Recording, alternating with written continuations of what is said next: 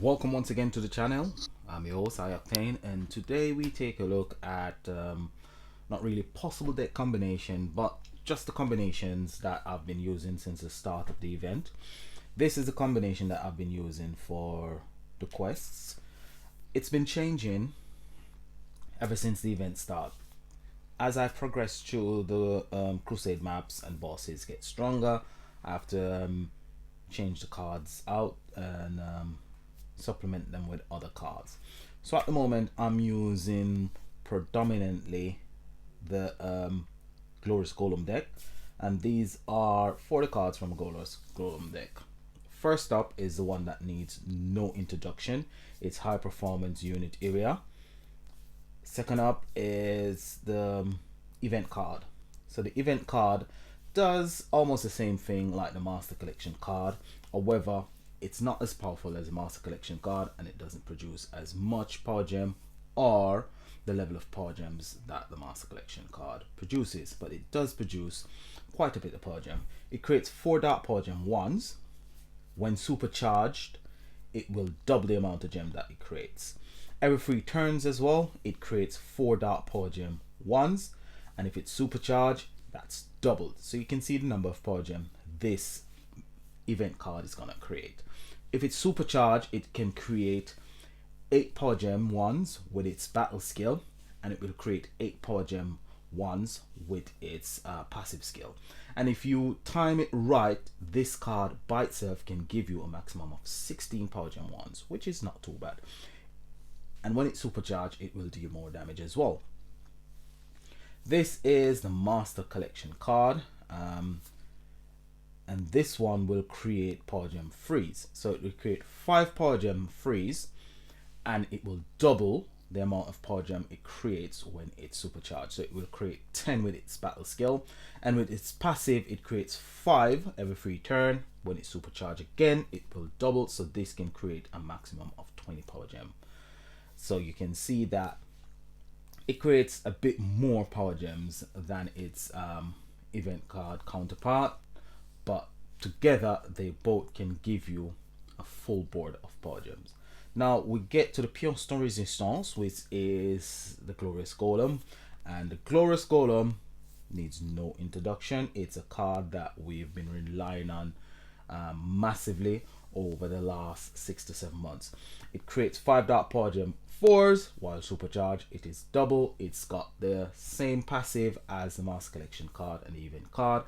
It creates 5 dark power gem freeze, and it's double when it's supercharged. It's got a second passive as well.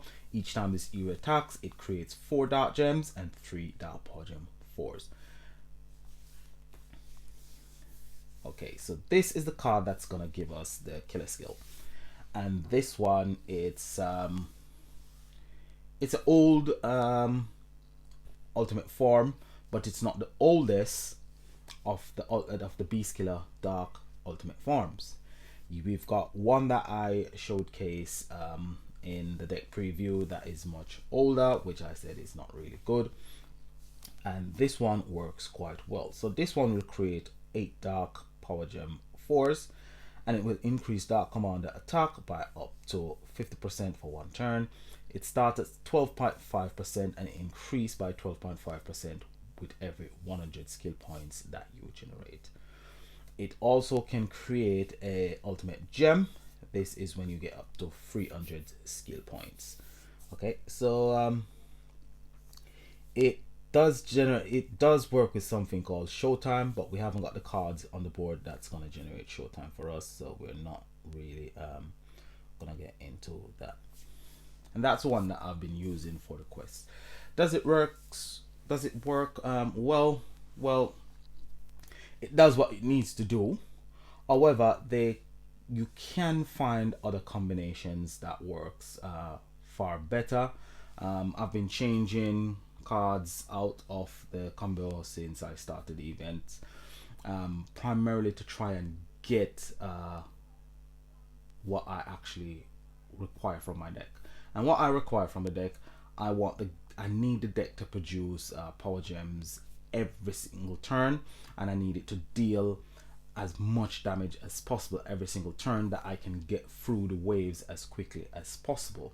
Now, most of the cards in this deck has got a 3-turn cooldown, and they only produce power gems every 3 turn with their passive. However, High Performance Unit Area does have a passive that gives you 4 Dark Gem and 3 Dark Power Gem 4s every single turn as long as you attack. Combined with the Glorious Golem, that can give you a certain amount of Power Gems every turn.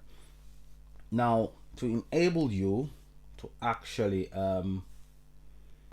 attack every turn, what I could do, because I've got it, but for those of you out there who haven't got it, I've got a second copy of High Performance Unit Area.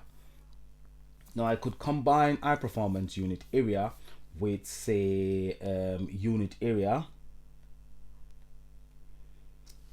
and if I should have a combination, say like this, Unit Area will produce Dark Gems every single turn as long as you attack. Now combined with Glorious Golem and 2 copy of High Performance Unit Area, I'll have Dark Gems and Dark Power Gems on the board every single turn.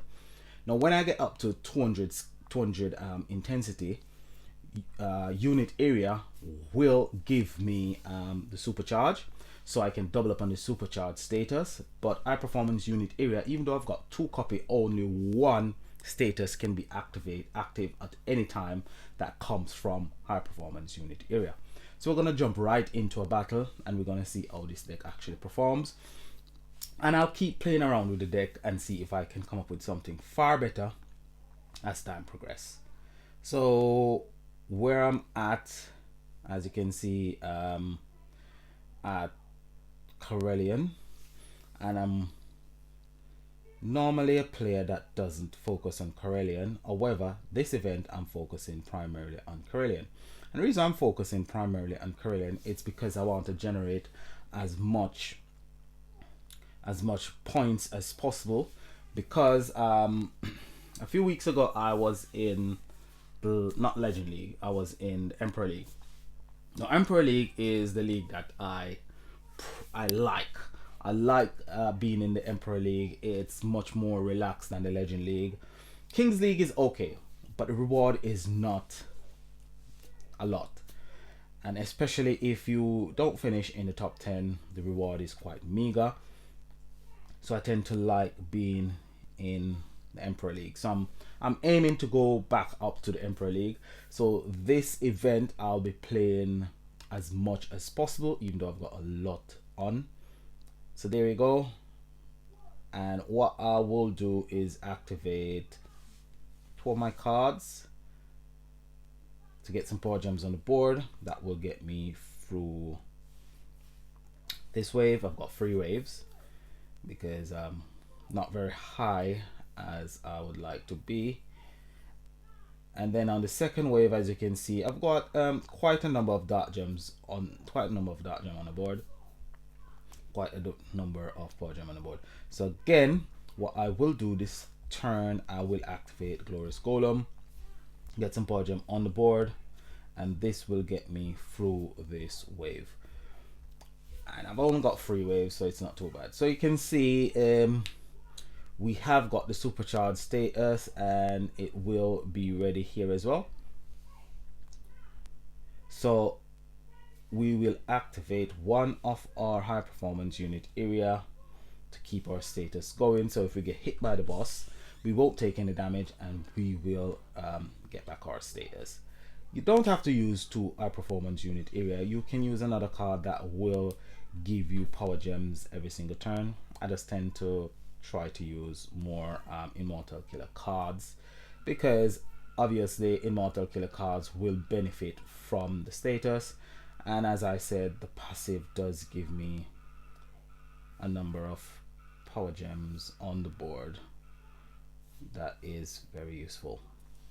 There you go. That gets me through the waves quite quickly. It's not too bad. I won't say it's the best combination. I would say it's a combination that works. But as you encounter more waves, you might want to change a few of the cards. You might want to get cards that will produce far more power gems with their battle skill, because high performance unit area only produces power gem with the passive skill, which is not a lot really in the grand scheme of things. Now we've got a solo boss up, and for the solo bosses I've been using this combination, and this combination is one of two. It's basically the same combination, but it's got two variation. This variation uses this card, and this card is primarily there for one reason. It just does produce a bit of power gem, but it's primarily there to dispel weaken. Now weaken will affect high performance unit area. It does affect any card that actually gives you a boost.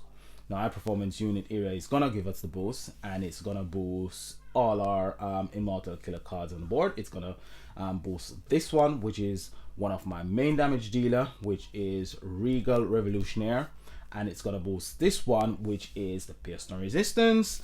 Again, this card needs no introduction. I've got that 3 pink star. However, if I'm lucky enough, or they bring it out where I can get free Bio Blitz, I can take it up to 6 pink plus, pick 6 pink stars, because I have got 4 ultra rares just waiting on 3 master collection cards to take it up to 6 pink star. It's a really good utility card.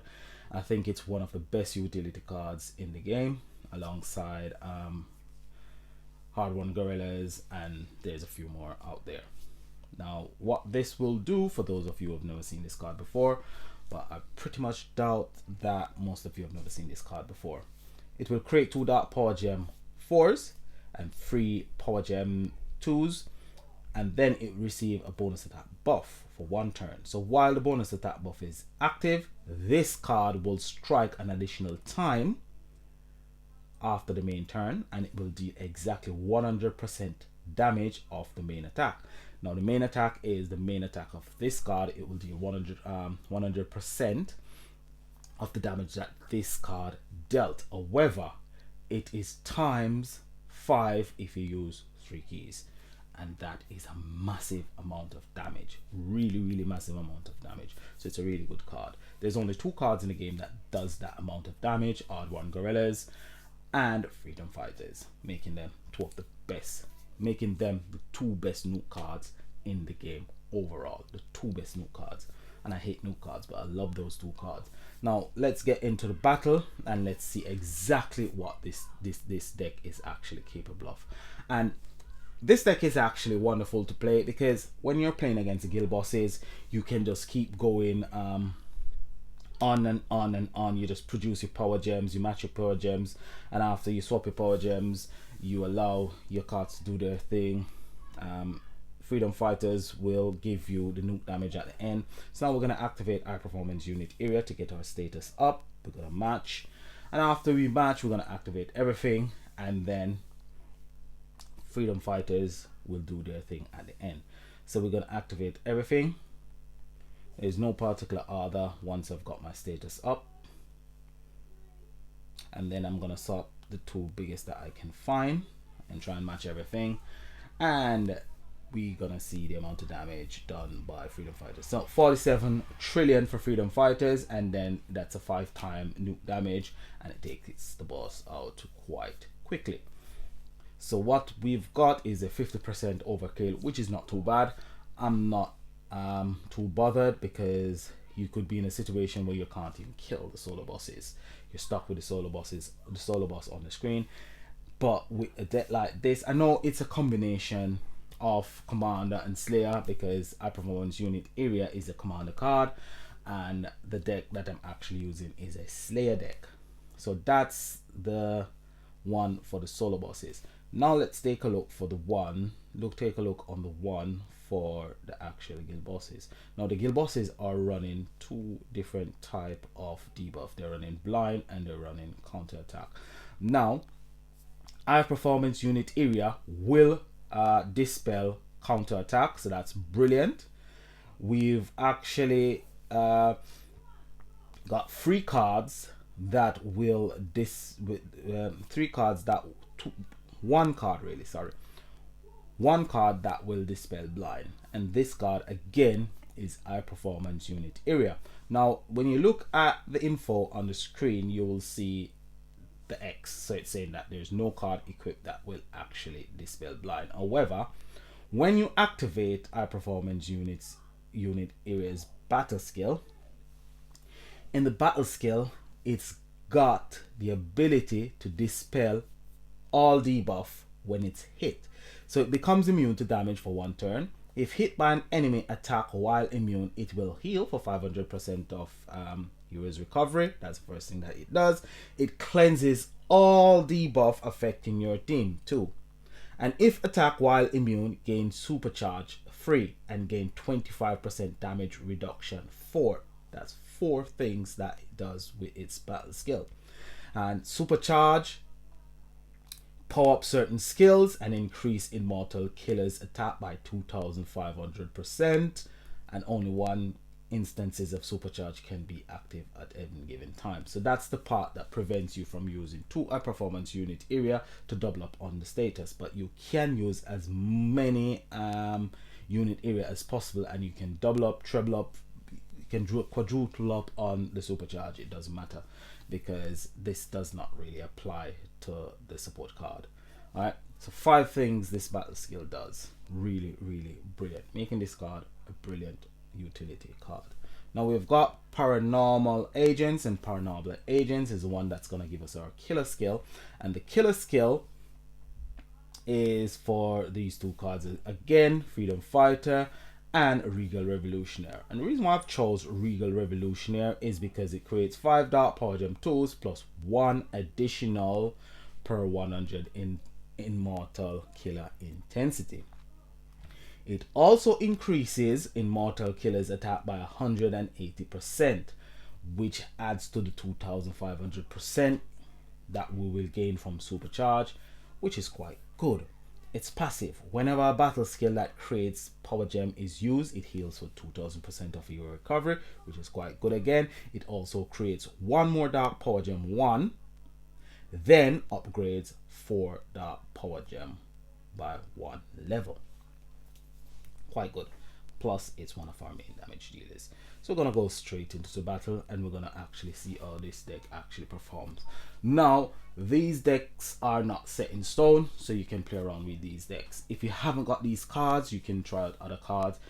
Regal Revolutionary can be substituted with another card that is actually Immortal Killer, Dark Immortal Killer Slayer, and you can actually perform quite well. So now we've got the counter attack up. It wasn't dispelled, so we're not really going to take any damage this turn because we've got high performance unit area skill up. So you see it just dispelled blind. Now I'm going to activate all the cards. I normally play from right to left, depends how you actually play. If you play from left to right, then as I said, once you've activated high performance unit areas battle skill, you can activate all the other cards. It doesn't matter the order that you activated in. Now there you go. So we're taking damage from the counter because it hasn't been dispelled, but that's neither here nor there. We will heal as soon as we activate our performance unit areas battle skill once again, and you just rinse and repeat, activate high performance unit areas battle skill, take the hit, activate all the other cards, you'll dispel blind. Here we go, we're gonna dispel blind right there, activate all the other cards. I would just keep rinse and repeating it, and you'll take out the boss. If it's even in 2 attempts, you will take out the boss, because the nuke damage at the end does quite a bit of damage. So we got 56 trillion times that by 5. It's quite a bit of damage we're actually doing with our nuke damage, and it's the nuke damage that's actually gonna take the boss out. So this deck for me is absolutely brilliant. It's a brilliant combination, and with the current deck, I haven't got the current deck, so I couldn't compare, say, this combo with the current deck, because the current deck might be a bit more powerful. I don't know because I haven't seen it in action. But if you've got the current deck and it does work far better than this one, we got 50 trillion here times by 5. Again, it's gonna give us quite a bit of damage when it comes to the nuke. I mean, the boss is only 173, level 173, so it hasn't got the maximum health on it. But even with 173 levels, it's still quite strong. So we're doing quite well, being able to take out a level 173 boss by ourselves. No help required from any of my guildmates is really brilliant, because you have got decks out there that in their own event it's not able to take out a guild boss by itself. So one more attack and the boss should be history. And as I said, you can play around with this combination if you haven't got all the cards required to actually create this combination. The combination, however, will require a Slayer card that has got the killer skill to power up your freedom fighters.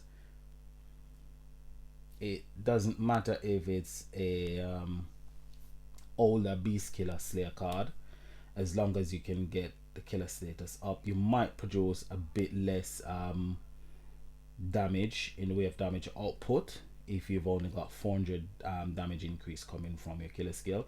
However, you still can chip away at the boss using the nuke damage, and that's the decks that I'm actually using. I might play around with my deck that I use for the quest a bit more, but for now I'm gonna just keep on going through the quest, gathering up my keys and boxes for tomorrow, because tomorrow is when a lot of people starts to push, and I'm gonna try and push